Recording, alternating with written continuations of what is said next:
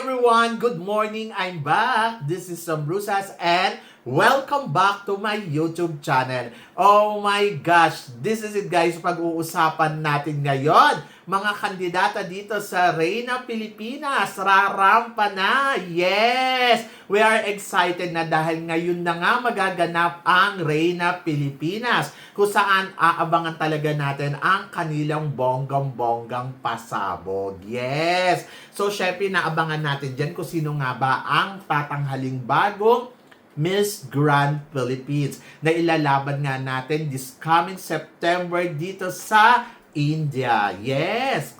Sa isang buwan na pala yun. Oo. So, syempre, ando dyan, looking forward tayo kung sino nga ba ang makokoronahan. And then, of course, ito kasi yung kauna-unahang Reyna Pilipinas na kung saan naman, syempre, bonggang-bongga daw ang ipapakita sa atin ng organization na to. At syempre, nandoon ako sa part na looking forward talaga ako sa makikita natin sa kanilang pageant, di ba? So, excited ako. So, 21 or 22 ba na candidates ang nagko-compete dito sa Reyna Pilipinas. And then, of course, marami ding malalakas na kandidata na nakikita natin na pwede talagang magkabugan. Andiyan dyan si Mandaluyong na talagang masasabi ko, oy, in fairness sa kanya, pwede mo siyang gawin na Miss Grand Philippines at hindi imposible na sa kanya mapunta ang corona, di ba? Andiyan dyan din syempre si Angelica Lopez. Nako, nakaka-excite si Angelica kasi syempre from the Binibining Pilipinas at ngayon nandito na siya. Oh, di ba? So, ako, sabi ko nga sa inyo nung nakaraang taon ko pa yung hinihintay na sana sumali nga sa Miss Grand, di ba? Kasi after niya nga sumali sa Miss International, ayun, after niya i-represent ang bansa natin at na-El Tocuyo siya doon ng bonggang-bongga, parang hindi ko kasi nakita sa kanya yung attacking pang Miss, tawag dito, pang Miss, yung attacking pang Miss International during that time. Talagang inilaban niya talaga yung sarili niya, pero hindi talaga umobra. Pero sabi ko nga, I think pwede mo itong dalhin sa Miss Grand. Kasi, yung atake niya kasi talagang pang very grand talaga. And, let's see. Kasi ngayon, ayan na nga, binigyan na siya ng pagkakataon na makapag-compete dito sa Miss Grand Philippines, dito nga sa Reyna Pilipinas. And then, ayun, tingnan natin kung makukuha niya yung corona. But nakikita ko naman sa kanya talagang pinag-iigihan niya ng maigi at kabog na kabog talaga ang ate mo. Pero sabing ganun, ano nga ba ang chance niya na makuha ang corona ng Miss Grand Philippines? Or baka daw gawin tong MGI All-Stars. To be honest, kung Grand Philippines ang pag-uusapan, Miss Grand Philippines, ang laki ng chance ni Angelica Lopez. Naniniwala ako na kaya niyang masungkit talaga yung Grand Philippines kasi ang eksena niya talaga pang grand yung energy, yung ganda, the way kung paano siya mag-execute, ayun talaga, very grand. Kung dadalhin mo naman siya sa MGI All-Stars, to be honest, parang mas gusto ko sa kanya yung Grand Philippines. Kasi, from the Binibining Pilipinas title holder, take note ha, kasi Binibining Pilipinas title holder siya. And then, kung dadalhin mo siya sa Grand, parang bongga. Kaya lang, sabi ko nga, marami din naman kasi pwede din talagang makalaban bilang Miss Grand. But kasi yung title kasi na Reyna Pilipinas, ang top crown yata nila ay yung MGI. Yung Miss Grand International. Ayun yata yung top crown nila. Yung magiging Miss Grand Philippines ka. So ako para sa akin, deserve niya ang maging Miss Grand Philippines. Kasi nga, syempre naman yung status niya from Binibining Pilipinas, di ba? So, dalhin mo siya sa isa pang, corona na i-represent niya ang Philippines one more time. So, yun. So, ako para sa akin si Angelica Lopez ang nakikita ko na possible na pwedeng mag-uwi talaga ng title ng Miss Grand Philippines. Kasi yun yung top crown dito, di ba? So, yon. So, Angelica Lopez. Siyempre, ang matindi niyang makakalaban dyan, Alexi Brooks. And Alexi Brooks, yes, pwede mo din ilaban sa Miss Grand.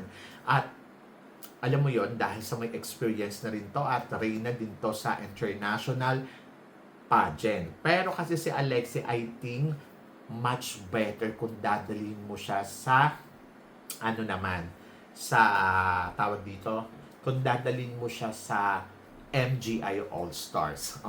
Kasi, parang feeling ko mas kakabog siya dun eh. Mas kaya niya yon, mas winner. Si Alexi Brooks. But tignan natin bukas sa ipapakita ni Alexi na performance, sa ipapakita niyang galawan. Malay mo siya din ang maging Miss Grand Philippines. And then, pagdating naman dito kay, si international queen, natin, si Patricia Ann Lorenzo Diaz. Si Patricia Ann Lorenzo, alam mo, pwede din to maging MGI All-Stars.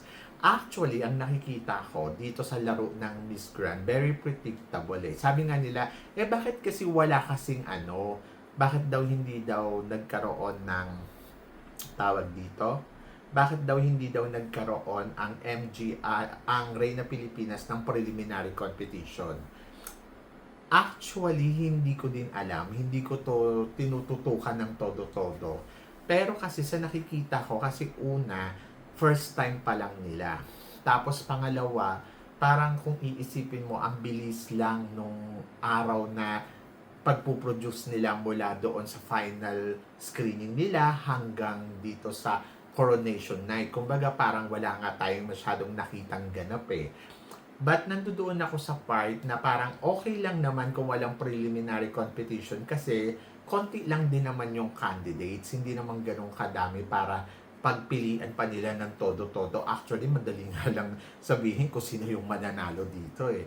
So, parang feeling ko, hindi na kailangan pa magkaroon ng preliminary competition for now. But I hope na sana next time magkaroon ng preliminary competition para nakikita mo din kung sino talaga yung candidates na kumakabog, lalo na syempre sa mga bagong kandidata kasi may chance din naman sila. Sabi ko nga sa inyo, si Mandaluyong, pwede siyang maging Miss Grand Philippines natin kasi kung iisipin mo, maganda din yung galawan niya, maganda din yung orahan niya at talagang masasabi ko kung katawan din naman ang pag-uusapan, may ibubuga din. Pero hindi pa siya nakakalaban ng international pageant, hindi ko alam. At kung tatanungin mo ko, MGI or Miss Grand Philippines talaga, pwede talaga siya. Pwede mo talaga siyang isabay sa mga magiging kandidata ng Miss Grand Philippines ngayong taon na to. Pero kasi si Angelica Lopez, isa sa mga palaban na candidates talaga, na kung sasabihin mo naman, nagbibigay ba ng magandang performance? I think yes.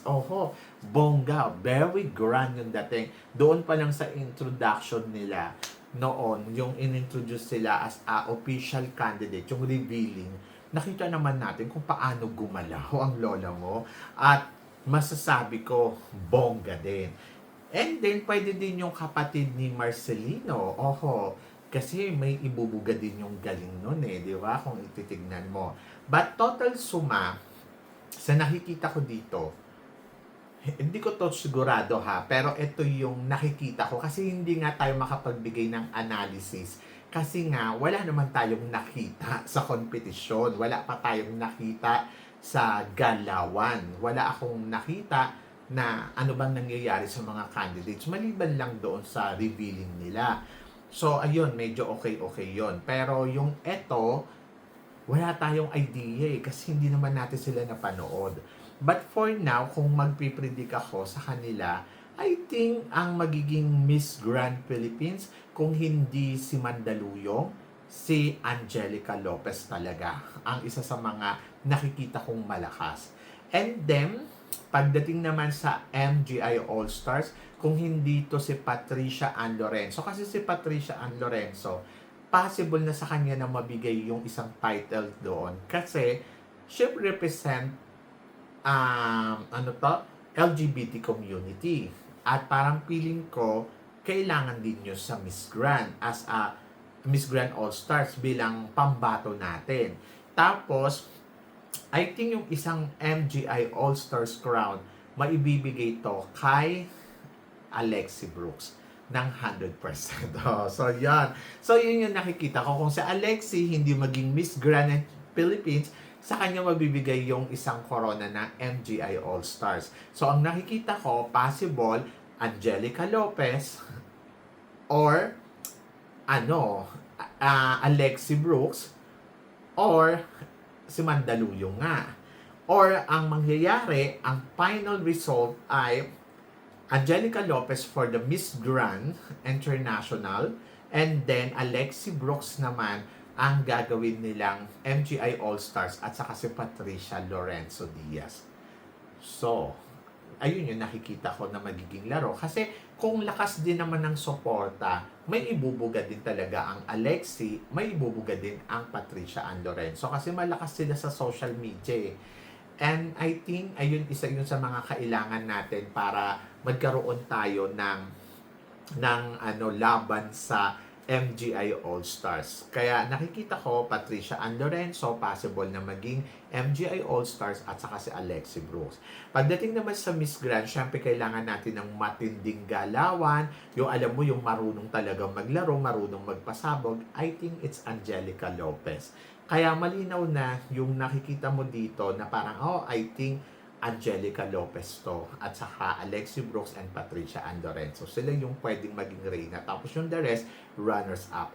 Pero syempre, hindi pa natin talaga alam kung ano yung magiging final result neto. Baka mamaya magulat tayo. Ang gusto pala nila ay bago para sa Miss Grand Philippines. Kung ganun yung gagawin nila, I think si Mandaluyong ang pipiliin nila o kaya si Scarlett. Ganon! But let's see kung ano ang mangyayari at kung ano ang magaganap sa magiging resulta bukas dito, mamaya dito sa Reyna Pilipinas. Ang sabi nila, bongga daw ang magiging eksena nito. Kaya panoorin natin at tutukan natin kung sino nga ba ang tatanghaling bagong Miss Grand Philippines or Reyna Pilipinas winners. So, yan! So, kayo guys, ano guys ang masasabi ninyo dito sa mga pinag-uusapan natin ngayon? I-comment below mo yan para at least malaman ko naman kung ano naman ang chika mo dito sa mga tinatalakay natin. Syempre, maraming salamat po sa inyong lahat sa love and support na binibigay ninyo syempre dito sa channel ko. At sa mga hindi pa nakaka-follow at nakaka-subscribe, baka naman, please don't forget to click like and subscribe my channel. At i-click nyo na rin po ang notification bell to more updated syempre sa aking mga chika. Sabi ng ganon, always keep smiling and laban lang. So guys, hanggang dito na lang. Hanggang sa muli nating chikahan. See you tomorrow. Thank you guys!